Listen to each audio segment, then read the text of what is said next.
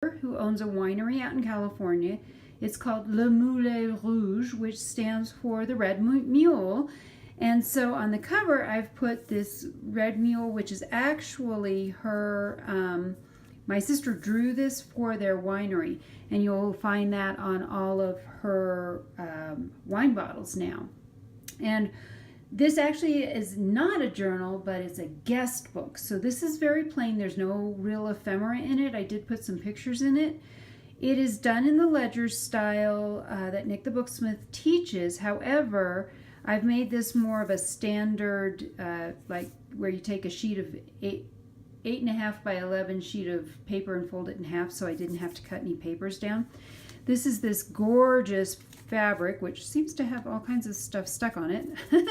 Anyway, this is that gorgeous fabric. I've had several people in the UK say they wish they could get a hold of this.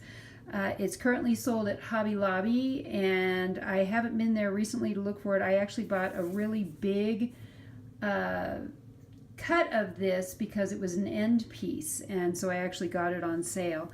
And then this is just some Tim Holtz wallpaper, and I have this really fancy corner punch.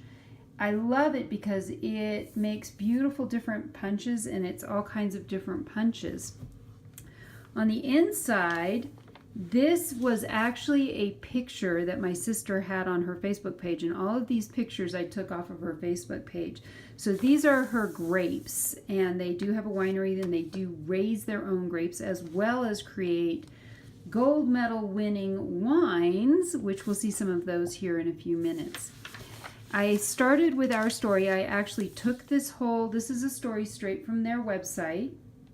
So I did take that off of this. And then you'll see there's just lots and lots of blank pages for people to write on. This is one of my sister's gold medal winning wines. And so I do have a few pictures in here from the winery that I think will help bring some personalization, so it's not just for writing. People could actually enjoy looking through here. So here's another one. These are their vines without any grapes on them. And so lots and lots of coffee dyed paper. I love that sound of coffee dyed paper. And then this is another one of their vineyards, and it's green, and I don't think these actually have grapes on them yet. And this kind of shows how red everything is out there. They say red grapes, red mule, red wine, red dirt. There's something about all of that on their website, so a lot of red. Another thing I did, you'll notice there isn't as much of a gap between my signatures. My signatures are only 4 full papers or 16 pages each. And I put them much closer together. I was trying this out just for fun to see what it would be like. Here's another one. Oh my gosh, I love this picture. Look at this. That's the fall, so the leaves have turned and the grapes are still on the vine, and oh my goodness, they're gorgeous. So anyway, I was trying this new way of doing my signatures so that they were a little bit different. Oh, I take that, is it 4 or 6? I think there may be 6 pages. Anyway, oh, and look at this coffee dyeing. I love that. And then this is another picture. Some of these were kind of dark, but those are their white grapes. My sister gives me a hard time. She said she knows a lot about wine, and she says my sister only knows 2 things about wine: red wine and white wine. And I said, nuh-uh, I know about rosé and sparkling wines too. So there are 9 signatures. It's 144 pages, I think, or more.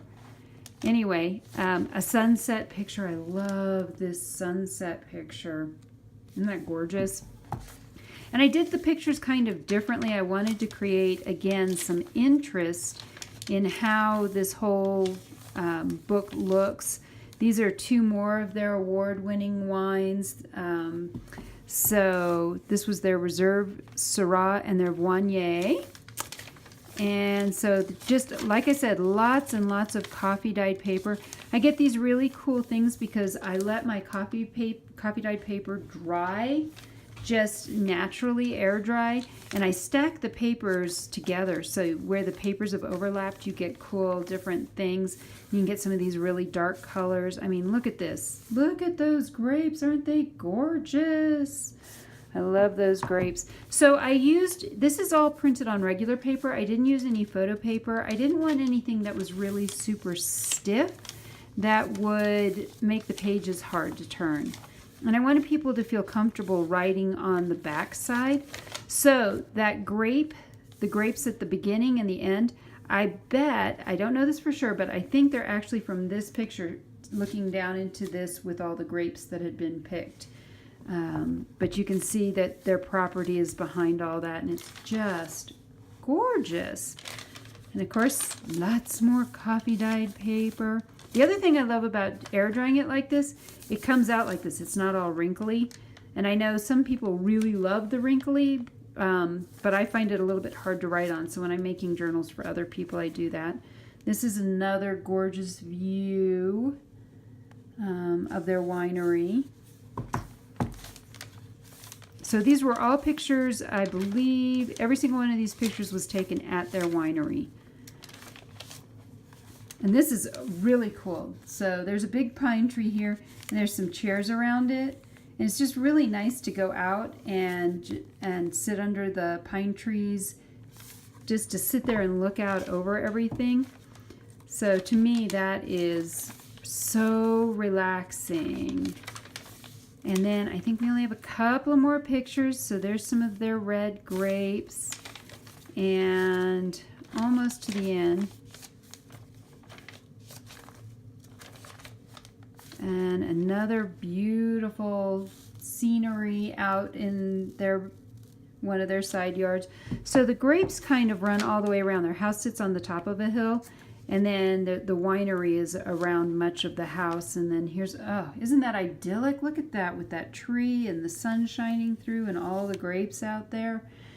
So it is just a beautiful place. And then I printed these grapes on parchment paper. So that's the parchment paper on the back side. And there's my country morning creations that I put in the back of the books. And that is the end. So I hope you enjoyed this. It was kind of a quick flip through. Not a whole lot going on in this. I kept it very simple. But I hope that in one way or another, I encouraged you to be creative today.